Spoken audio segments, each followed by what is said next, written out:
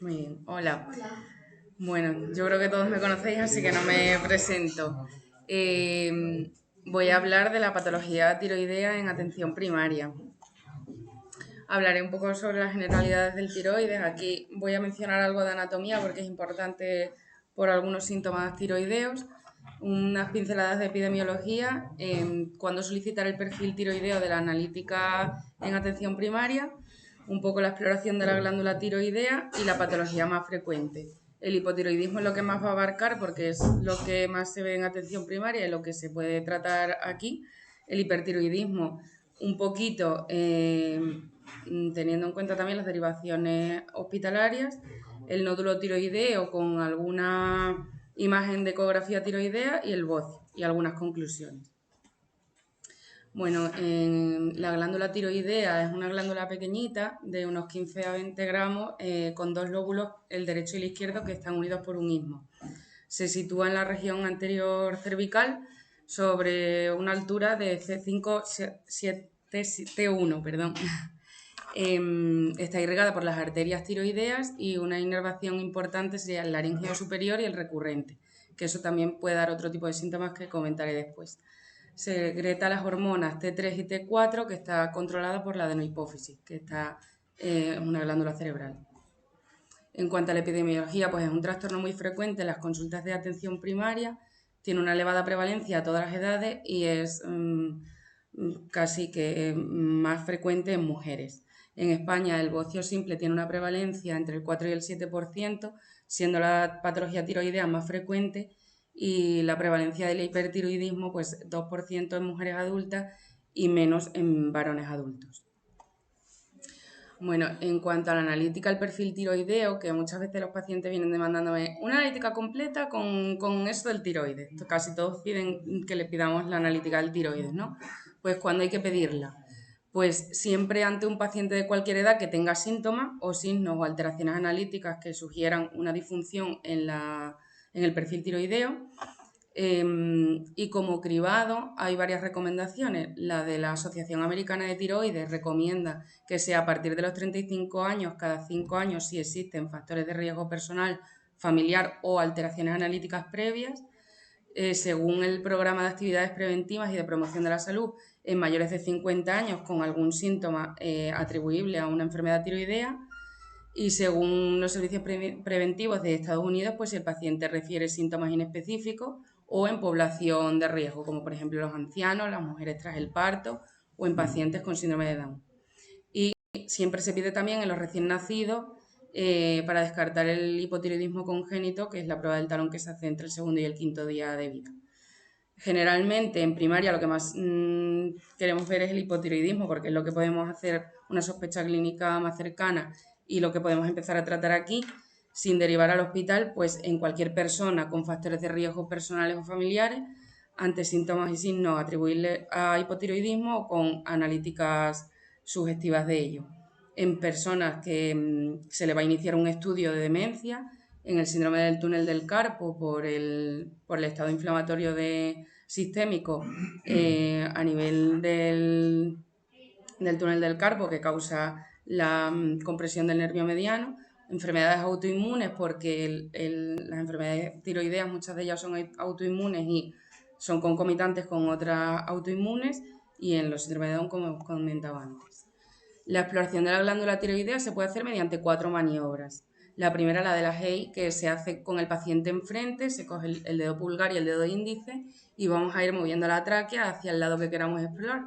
Si queremos explorar el lado derecho, pues desplazamos la tráquea hacia el derecho, se puede palpar la superficie del lóbulo tiroideo derecho y lo mismo para el lado izquierdo. La maniobra de Kerben se hace con el cuello ligeramente extendido hacia atrás. Nos situamos detrás del paciente, los pulgares en la nuca y el pulpejo del resto de dedos en la región anterior del cuello y ahí se palpa la superficie tiroidea. Otra que sería la de Crille, que es como la inversa a la de Kerben, que se hace con los pulgares sobre la superficie del tiroides, y el resto de dedos por detrás del cuello. Y aquí normalmente se le pide al paciente que degluta para explorar mejor la superficie tiroidea. Y luego la maniobra de Hamilton-Bailey, que es el paciente que se le indica que saque la lengua y que degluta al mismo tiempo para descartar un nódulo, sobre todo a nivel del istmo. Vale. Y ya empezando con la patología más frecuente, el hipotiroidismo, como dije antes, es la patología que más se ve en atención primaria, la que podemos atacar aquí. Entonces, es un síndrome que resulta de la disminución de la producción y secreción de las hormonas del tiroides, que son la tirosina, la T4, y la trillotironina, que es la T3. Y se puede producir pues, a cualquier nivel del eje hipotálamo hipofisiario tiroideo. Si se produce a nivel del tiroides, pues es un hipotiroidismo primario. Si se produce en la glándula de la hipófisis, secundario. Y si es a nivel de hipotálamo, terciario. Las causas de hipotiroidismo primario, pues la más frecuente es la tiroiditis crónica autoinmune de Hashimoto, que es la que más se ve, sobre todo en áreas sin déficit de yodo y en los países desarrollados, es la que más se ve en consulta. En mujeres de mediana edad, normalmente etiología autoinmune, por eso es importante, si la sospechamos, pedir en el perfil tiroideo estos anticuerpos, antitiroglobulina y antiperoxidasa, que estarían presentes positivamente en el 90% de los pacientes. Se vería también una infiltración y una destrucción del tejido tiroideo por esos anticuerpos y puede cursar con o sin bocio, y en estados más avanzados, en la ecografía lo que se vería pues sería un estado de fibrosis y de atrofia de la glándula. Hipotiroidismo de yodo inducido, pues es la causa más frecuente a nivel mundial. El exceso de yodo también puede producir hipotiroidismo, y también el efecto del Wolff-Chaikoff, que es inhibición de la síntesis del T3 por este exceso de yodo. El hipotiroidismo iatrogénico pues sería bien después de un tratamiento de hipertiroidismo con yodo radioactivo, que se puede crear de forma iatrogénica un hipotiroidismo, o una radioterapia cervical por una neoplasia de cáncer o cuello, de cáncer de cabeza o cuello, perdón, o pues también puede ser después de una cirugía, la tiroidectomía, normalmente las totales. Enfermedades infiltrativas como la hemocromatosis o la amiloidosis, y por fármacos. Esto ya es más raro, pero hay que tenerlos en cuenta, sobre todo en los pacientes con tratamiento por salud mental, como el litio o antitiroideo, que después de un hipertiroidismo mucha gente se vuelve hipotiroidea por el tratamiento. Las causas de un hipotiroidismo secundario a nivel de la glándula de la hipófisis, pues un adenoma hipofisario, que es lo más frecuente, una necrosis hipofisaria que ocurre después del parto, que es el famoso síndrome de Sijam, y traumatismo de la hipófisis. Luego, si ocurre a ese nivel, pues suele haber un déficit de otras hormonas que se secretan a ese nivel hipofisario, no solamente de la TSH. Y ya a nivel terciario, si es una alteración hipotalámica o de estructuras vecinas, pues se altera todo el eje. Las manifestaciones clínicas del hipotiroidismo, pues normalmente la pérdida de la cola de las cejas, pérdida de cabello, edema palpebral, aumento de peso, es como que el metabolismo va un poco más lento. La piel seca, estreñimiento, también síntomas de depresión, se eleva el colesterol, voz ronca, sensación de frío, cambios menstruales. Todos esos síntomas que son un poco inespecíficos, pues hay que tenerlos en cuenta a la hora de, cuando viene una paciente a la consulta, pues pedirle un perfil tiroideo. Entonces, lo que se hace para el diagnóstico es pedir la TSH en la analítica, que normalmente está elevada en hipotiroidismo primario porque el fallo está en el tiroides. Entonces, como que se hace un feedback que el tiroides no está funcionando, no está secretando hormonas, le manda una señal a la adenohipófisis. Entonces, lo que hace la TSH es elevarse, con el consecuente descenso de la T4, porque lo que no está funcionando es el tiroides. Otros hallazgos, como a nivel sistémico, si es autoinmune también, pues anemia, hipercolesterolemia, como un metabolismo más lento. A mí eso me recuerda mucho también al síndrome, ¿cómo se llama? Ahora no me viene a la mente, al síndrome metabólico, que es como todo más lento, todo más larvado. Alteraciones en el electrocardiograma, en el caso del hipotiroidismo, la bradicardia. Y en los que son hipotiroidismos centrales, como he dicho antes, habría déficit de otras hormonas, la GH, la FSH, la LH, la CTH. Si sospechamos que la causa es secundaria o terciaria, que está a nivel de hipotálamo hipófisis, lo que se pide es una resonancia magnética cerebral, pero eso en ese caso lo pedirían desde endocrino. y si sospechamos que es autoinmune, pues determinación de los anticuerpos antitiroideos. No se pide una ecotiroidea de rutina, solamente si vemos que existe un bocio, pues para descartar que haya nódulos y que esos nódulos no sean malignos.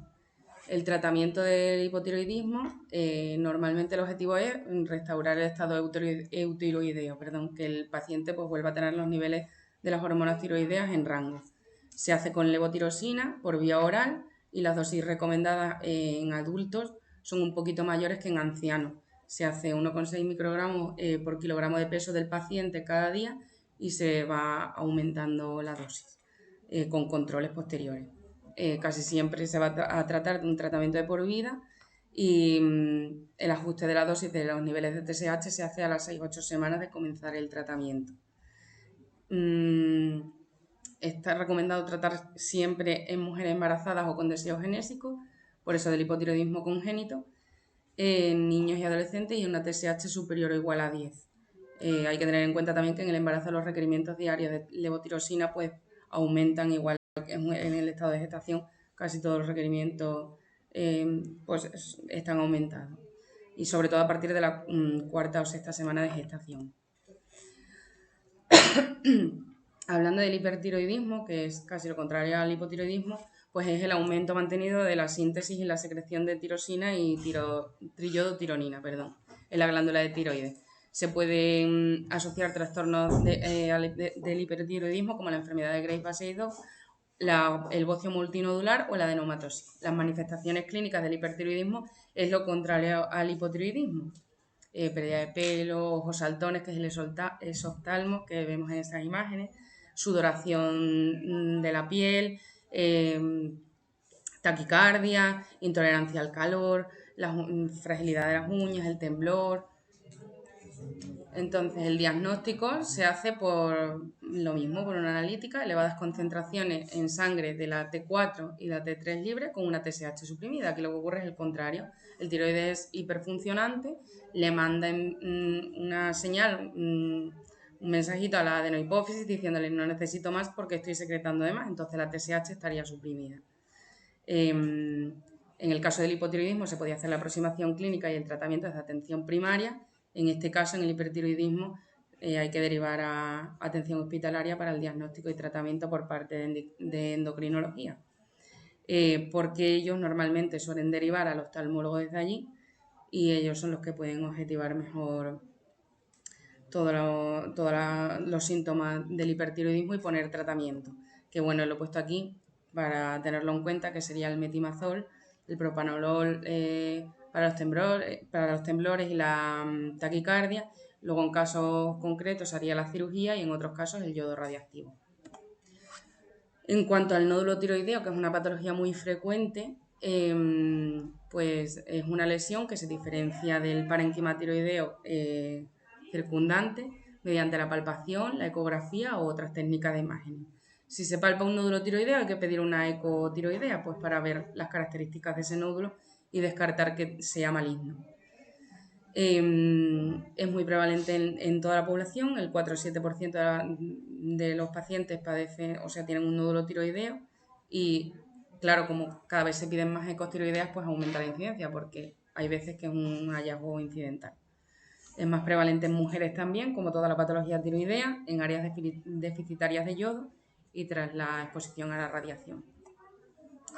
Entonces, para diagnosticarlo, pues el diagnóstico de un nódulo tiroideo, lo más importante, el objetivo principal es ver si es maligno o es benigno. Y entonces, para eso, pues hay que tener en cuenta las pruebas complementarias, pero también la historia clínica del paciente, los antecedentes, familiar con cáncer de tiroides o el cáncer, el MEN tipo 2, radiación de cabeza y cuello como antecedentes personales o déficit de yodo.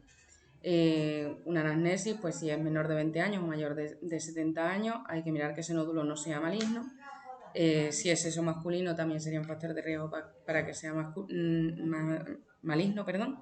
El nódulo palpable de aparición reciente con un crecimiento rápido e indoloro también indicaría que es maligno. Y una disfonía por la afectación del nervio laríngeo recurrente. Que si un paciente viene a la consulta con una disfonía mantenida, que no se corrige con corticoides y es un mes tras otro, hay que sospechar patología tiroidea también. La exploración física, si es un nódulo mayor de 4 centímetros, si tiene una consistencia que está duro como una piedra, que está adherido a planos profundos, que no se mueve con las maniobras que hemos comentado anteriormente, o tiene otras adenopatías, también hay que sospechar que sea maligno. Habría que pedir la analítica, la calcitonina y el CEA, que normalmente se elevan en el cáncer tiroideo. Y en una gammagrafía tiroidea, que esto no se ve mucho en atención primaria, pero sí muchas veces nos vienen con los resultados de las pruebas que se piden en el hospital, pues la hipocastración, un nódulo frío también indicaría malignidad. Entonces, el diagnóstico del nódulo tiroideo, exploración física, solicitar la TSH y una ecotiroidea, que es lo que podemos hacer desde aquí de primaria. Y si es maligno, pues en el hospital normalmente piden una APA, una punción, aspiración con aguja fina, para ver la celularidad de las células tiroideas. La ecografía del nódulo tiroideo maligno, que muchas veces vienen con el resultado de la prueba de la ecotiroidea, pues que sea maligno, que nos sugiera malignidad, la hipoecogenicidad, microcalcificaciones, que los bordes sean irregulares, que no haya un halo periférico y que el diámetro antero-posterior sea mayor que el transversal, o sea que el nódulo crece como en profundidad, que está adherido a los planos profundos. Y luego pues la ecotiroidea, bueno, esto lo he puesto porque a mí las imágenes me gustan mucho y pues por curiosidad. Un quiste puro pues no tendría nada en su interior, sería pues de consistencia líquida, se vería negrito con respecto alrededor de la glándula tiroidea. Y bueno, pues de ahí al sólido puro, que se vería isoecogénico con respecto a las estructuras adyacentes, pues hay ahí que sea mixto, que tenga estructuras sólidas y líquidas, en fin, y espongiforme. Normalmente, cuando lo describen así en la ecografía, es que una muy baja sospecha de cáncer. Esto es lo que he dicho antes, para sospechar que sea un nódulo sólido o que sea que tenga contenido líquido, quístico. La forma, pues hay que ver que sea los bordes, hay que fijarse que tenga un halo alrededor, que los bordes sean irregulares indican malignidad, que tengan microcalcificaciones dentro también sospecha de malignidad. Los márgenes, como he dicho antes, y ya está. En cuanto a la ecografía. Y luego el bocio, pues todo el tamaño de la glándula tiroidea aumentado, que no se acompañe ni de hipertiroidismo, ni de hipotiroidismo, ni de un proceso neoplásico, inflamatorio o autoinmune. Es decir, que la glándula crece sin tener ninguna alteración funcional en el tiroides. Es una enfermedad, es la enfermedad más común de la glándula tiroidea y aunque actualmente ha disminuido su prevalencia porque hay programas de la iodación de sal y eso ha disminuido mucho la incidencia de bocio. Antiguamente se veía un montón de personas así. En países donde existe un déficit endémico de yodo, pues se iguala la prevalencia en ambos sexos, tanto en varones y en mujeres, y suele aparecer desde la infancia. El diagnóstico de bocio, pues la anamnesis, hay que ver que ese bocio haya crecido en tamaño y que el tiempo de crecimiento, si es una larga evolución, sugiere benignidad, porque anteriormente hemos dicho que si crece rápido, indoloro, sugiere una sospecha de neoplasia. También hay que tener en cuenta la procedencia del paciente, por ver si es un bocio endémico en las áreas deficitarias de yodo. La ingesta de sal yodada, que bueno, ahora casi todo el mundo come sal yodada, consumo de fármacos que contengan yodo, antecedentes familiares de enfermedad tiroidea, si ese paciente ha estado previamente en tratamiento con radioterapia cervical y muy importante los síntomas compresivos en el bocio, que por eso he explicado un poquito antes la anatomía de la glándula tiroidea. Al estar en la región anterior cervical, por detrás pasa la tráquea, el esófago. Entonces, si tenemos un tamaño aumentado de la glándula tiroidea, muchas veces eso lo que hace es comprimir y causa síntomas como la disfonía, el estridor laríngeo, una tos irritativa, una tos nerviosa, con síntomas de disfagia y disnea. En estos casos muchas veces se elige la cirugía, que es lo más rápido y lo más benigno, y se quita la glándula tiroidea. No sé qué me ha salido aquí.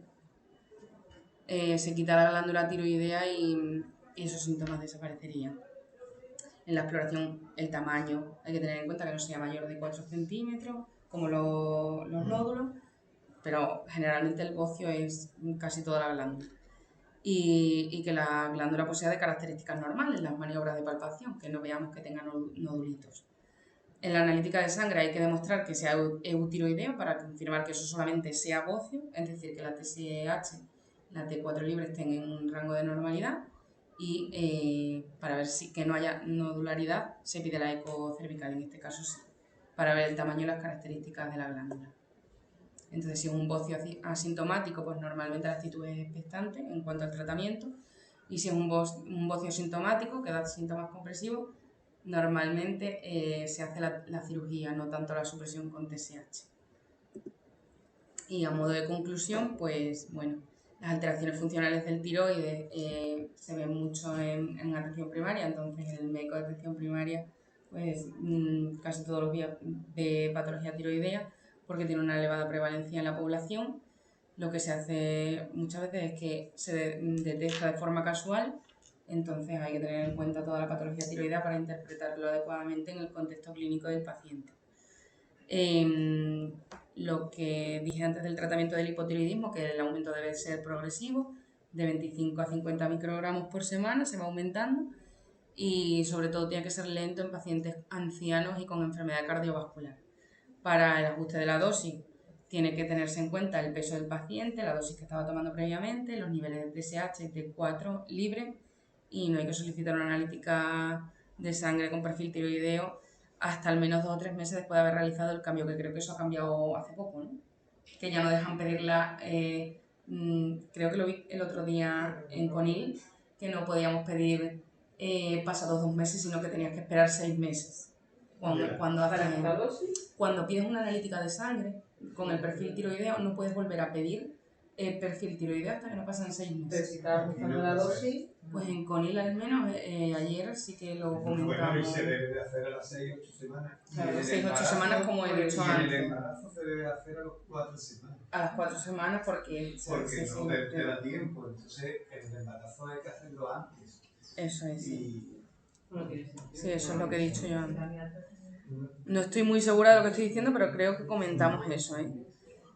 Luego, el hipertiroidismo siempre debe ser valorado al menos inicialmente por endocrinología, como he dicho, para hacer un diagnóstico etiológico y marcar un plan terapéutico. Luego ya muchas veces el seguimiento sí que se hace desde primaria, pero el diagnóstico y el planteamiento terapéutico inicial lo hace endocrino. En ese caso hay que derivar. El nódulo tiroideo es la patología más frecuente actualmente tiroidea, a veces es incidental, como he dicho, y benigno, y en pocas ocasiones precisa tratamiento quirúrgico, se hace el seguimiento desde atención primaria. La ecografía tiroidea es muy útil para confirmar los hallazgos exploratorios, sobre todo de la exploración física, y los criterios ecográficos de malignidad siempre que sea hipoecoico con respecto al parénquima adyacente, microcalcificaciones, bordes irregulares y que sea más alto que ancho. Eso siempre que se describe una ecografía tiroidea así sugiere malignidad. La PAF solamente la pedirían los endocrinos para ante un nódulo tiroideo con esas sospechas ecográficas de malignidad y el seguimiento de la patología nodular benigna, como he dicho, se puede realizar desde atención primaria.